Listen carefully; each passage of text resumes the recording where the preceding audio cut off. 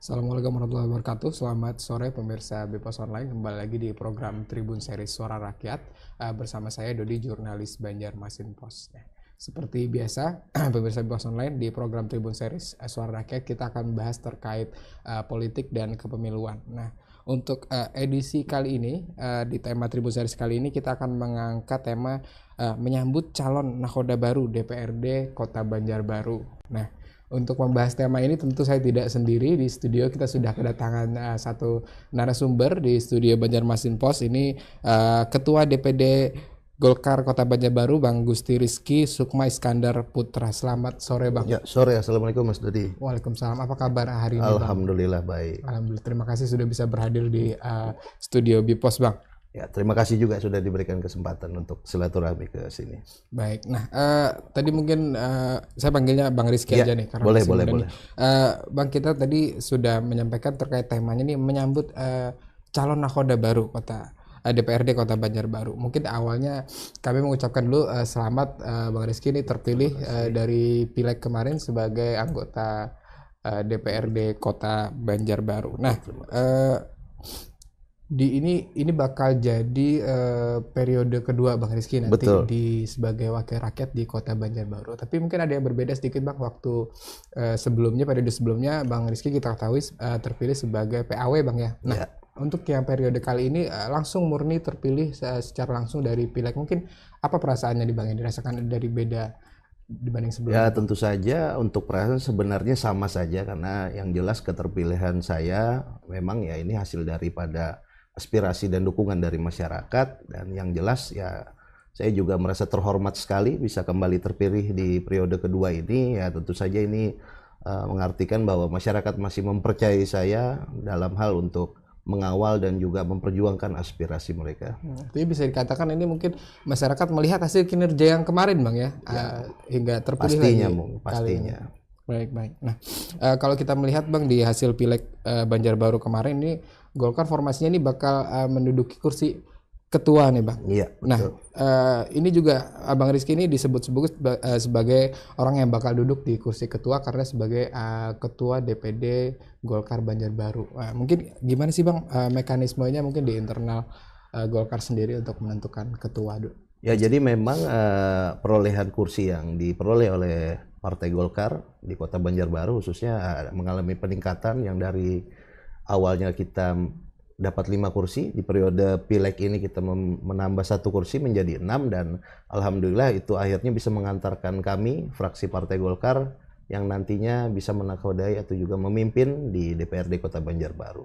Dan untuk mekanisme sendiri itu juga berlangsung khususnya di internal Partai Golkar, yang dimana memang keterpilihan calon pimpinan DPRD ini secara aturan di partai itu ada beberapa kriteria yang memang harus dipenuhi, dan dari kriteria tersebutlah dan juga dari hasil rapat di internal partai yang juga disaksikan langsung oleh tingkatan di atasnya, kalau kami berarti di teman-teman dari DPD 1 yang memimpin rapat langsung, dan akhirnya mereka mengusulkan satu nama, yaitu nama saya sebagai calon ketua DPRD Kota Banjarbaru. Seperti itu. Artinya sudah ada mekanisme partai yang dijalankan, Bang, ya? Betul. Baik. Nah, ini juga sebagai kepercayaan besar juga dari masyarakat untuk Bang Rizky nanti karena bakal duduk di kursi ketua DPRD Banjarbaru. Nah, dengan posisi ketua ini, Bang, kita juga tahu Bang Rizky ini punya banyak kesibukan juga nih, selain politik juga punya berbagai kegiatan. Gimana nanti mengatur kesibukan itu, Bang, supaya bisa tetap fokus menjalankan tugas dan yang lain juga tidak terbengkalai, Bang? Ya tentu saja karena memang sekarang pekerjaan saya secara murni adalah sebagai anggota DPRD, ya tentu itu menjadi fokus utama kita karena kita dipercaya oleh masyarakat, ya ini yang akan kita jaga kepercayaan itu. Dan terkait jabatan saya mungkin ada di organisasi selain daripada kepartaian, ya memang saya juga bekerja sama dengan pengurus-pengurus saya yang memang sudah berkompeten di bidangnya, sehingga ya insya Allah tidak akan mengganggu daripada kegiatan ataupun juga kinerja saya ke depan menyangkut dari baik itu di bidang organisasi ataupun juga di kepartaian sendiri. Seperti Tapi itu. sebagai anggota dewan ini salah satu jadi fokus utama juga Bang ya nanti Bang Ya ya. pastinya karena itu utamanya. Baik. Nah, pemirsa Bang Rizky ini masih muda usianya, belum genap 34 tahun Bang ya. Ya 1 November 1 34 November baru 34 tahun tahun. Nah, ini ya. di usia yang muda ini bisa dikatakan cukup sukses nih Alhamdulillah. di ranah politik karena juga sebelumnya sudah satu periode sudah duduk di anggota DPRD. Nah, mungkin apa sih apakah ini terinspirasi juga dari orang tua Bang yang mungkin juga sebagai kita tahu Pak Gusti Iskandar sebagai tokoh politik senior juga di Kalimantan Selatan Bang. Ya memang tidak terlepas ini semua adalah dukungan daripada orang tua saya yang memang beliau juga jejak rekamnya adalah seorang politisi senior dan itu juga yang menginspirasi saya sehingga akhirnya saya juga bisa berpartisipasi dan juga bisa bergelut di dalam kancah politik khususnya di level lokal seperti di Kota Banjarbaru. Ya tentu saja secara pribadi ya saya berterima kasih sekali juga kepada orang tua saya yang mau membimbing saya sehingga akhirnya bisa jadi seperti ini.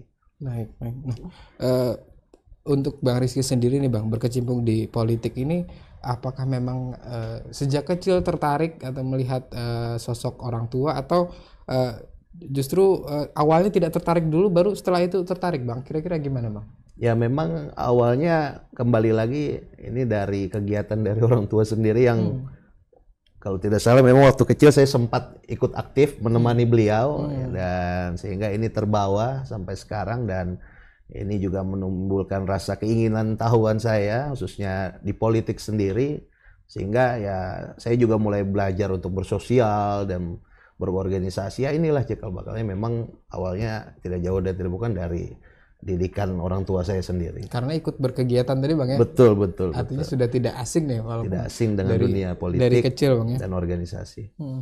Nah, menarik tadi karena berada di tengah keluarga politisi ini Bang. Apakah topik politik biasanya ikut jadi perbincangan nih kalau di rumah sehari-hari nih Bang? Ya kalau dalam waktu dekat ini karena kita ingin menyongsong pilkada ya tentu setiap kita bertemu ya awalnya bicara politik dulu tapi seterusnya ya pasti masalah kita internal keluarga lah.